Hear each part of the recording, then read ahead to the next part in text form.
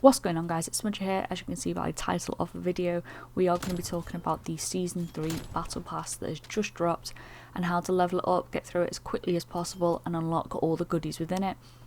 Just quickly before we do jump into the methods, in case you weren't aware, the Battle Pass works by essentially splitting it each tier into kind of like 100 little pieces, let's call it. And one of these pieces can either be 1000 XP or 1 minute of game time, so on the boots when you're in that map game time. But these don't run kind of independently, they run together. So if you're in a game of Warzone, for example, and you make it to the final circle, you spent 25 minutes in there and you come away with 15,000 XP, that's 40% of a tier done right there. So that's just kind of how it works. Just in case you weren't aware, I know a few people still aren't quite aware of how the tiers work. And I'm going to give you 4 ways, 2 for Cold War multiplayer and 2 for the Warzone side of things, to really level up as quickly as possible. These are great kind of XP farms regardless of if you're going for the Battle Pass or not. So let's just jump straight into it. And so the first one, of course, is Nuketown Hardcore. I think this is quite a popular one by now. The great thing about Nuketown Hardcore is that people are either really aggressive or really passive. So if someone's really aggressive, you can just sit back and pick them off as they try to get to you. If they're super passive, then you can be the aggressor and kind of clear people out of buildings and just generally flush them out of their hidey holes and spawn trap them fairly easily. But of course, you'll see in some of these clips, I am playing the angles right at the back of my own spawn on the banister greenhouse, because people in hardcore have a vengeance I've rarely seen in players. They will keep running around this corner repeatedly until they kill you, and then they will keep coming back just in case you have reappeared. It's a fantastic way to just rack up really easy kills. It's a super easy way to rack up kill streaks. And speaking about kill streaks, make sure you're running UAVs, counter UAVs, and then a third kill streak of your choice. I kind of flip between the VTOL and the Harp. I say UAVs and counter UAVs because whenever you pop them, you get 10 XP for every time your teammate kills someone, whether your UAV is blocked by a counter UAV or not. And that's super good because it's a passive kind of income, I guess you could say. On a similar sort of theme, I know a lot of people like to run field mags or jammers in hardcore, which is great if you're going for kind of camo challenges. I personally prefer to run trophy systems purely because you can just throw them out into the fray and you'll find yourself getting 25 XP here and there as people throw grenades your way. And you know, every little helps when you're trying to level up the battle pass and just trying to level up generally, so that is something to note. Moving on to the second way to unlock XP super fast in Cold War multiplayer is combined arms. Period. This mode is fantastically underutilised to unlock XP for a variety of reasons. Obviously it's 12v12, so there's more bodies for you to shoot at, more opportunities to get kills, more XP to be earned. But more so than that, it's a great mode if you're not a big fan of running and gunning. You can sit back with a sniper, you know, you can have a nice time, just have a bit of a chill time, pick off your targets. But if you are a bit more of a runner and gunner, you can flank people astonishingly easily in these maps. The maps are so big, people can't cover every line of sight. It's super easy to rack up, you know, 7-8 kill streaks without really even thinking about it. And those kill streaks are where the majority of your XP are going to come from. You know, I'm sure everyone's seen the amount of XP you get just for going on a kill streak. It is ridiculous, so that's something definitely to bear in mind. Additionally, make sure you're running, you know, UAVs, counter UAVs.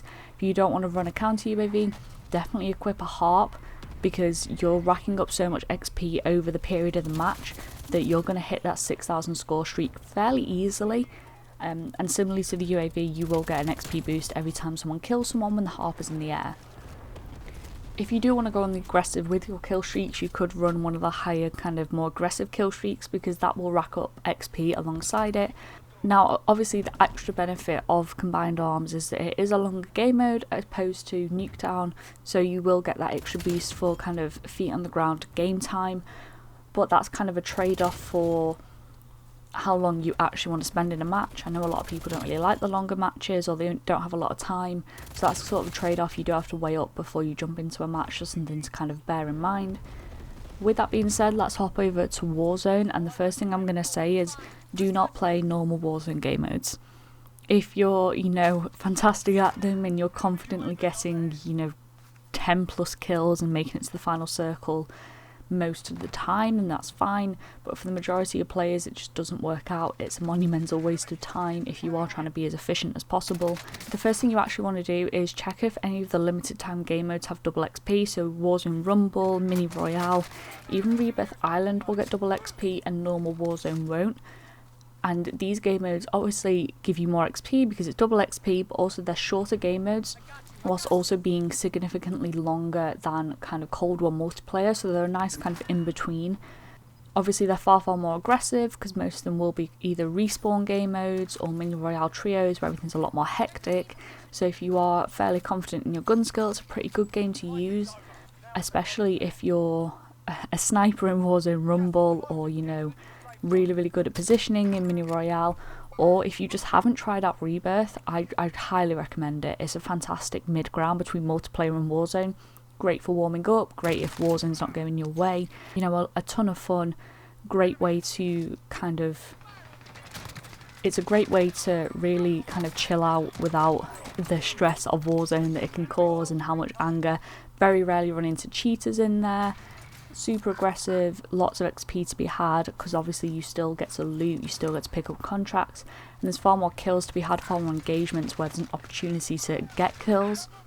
So if you haven't checked out Rebirth, I'd wholeheartedly recommend it. Game modes probably last between 12 to 18 minutes, so a decent chunk of time towards your battle pass as well. And then of course, finally, the last game mode we're going to talk about for Warzone is Plunder. I think a lot of people probably saw this coming. Plunder's by far the easiest and best way to rack up large amounts of XP. I don't think that's a secret, I hope. Obviously a lot of people use it to kind of rack up XP for weapons especially, but it's great just kind of for general XP, and obviously the game mode's super long at times. It could be kind of 25 minutes, 30 minutes. So that's a third of your battle pass done roughly, or a quarter to a third, plus all the XP you're going to rack up. Now if you don't know the best way to do this, I'll quickly run through it. There's a ton of YouTube videos out there how to really increase your efficiency on it. But basically you want to grab a helicopter as soon as you can, you know, straight out the plane, grab a helicopter, find the nearest supply run contract and grab it, and then just do supply runs in your helicopter the entire game. That's really all there is to it, and if it sounds boring, that's because it is. It's an exceptionally dull way to rack up XP, but boy is it efficient. Now personally, I do stick kind of to the south side of the map, so stretching from Promenade over to Port really, just because there's less aggressive players in there. I wholeheartedly recommend avoiding Storage Town, Superstore, Airport, the hangars, all that sort of area, because that's where the people who have come into Plunder looking for a fight are. Just do not go near there if you are just trying to do your supply run contracts. There probably will be a team or two in Promenade. The majority of people now recognise if someone's doing supply run contracts, and they will just leave you alone. There seems to be some form of mutual understanding in most lobbies that if you see a helicopter and it's not threatening you, just leave it be. There will be the odd team here and there that'll take a pop shot at you, just kind of keep flying and ignore them. It's not a fun method, it's not an exciting method, it's a exceptionally boring method is what it is, but it's efficient. So I had to put it in just in case you guys weren't aware or needed a little refresher that is there. What I want to know from you guys, if you have made it this far into the video, is do you have any tips that you can leave in the comments for other people? I know that people are finding, you know, niche little ways to rack up XP all the time, so do let me know in the comments. As always, if you enjoyed the video, make sure to give it a like, subscribe if you want to find your way back. I hope you all have a good day, and I'll see you next time. Bye.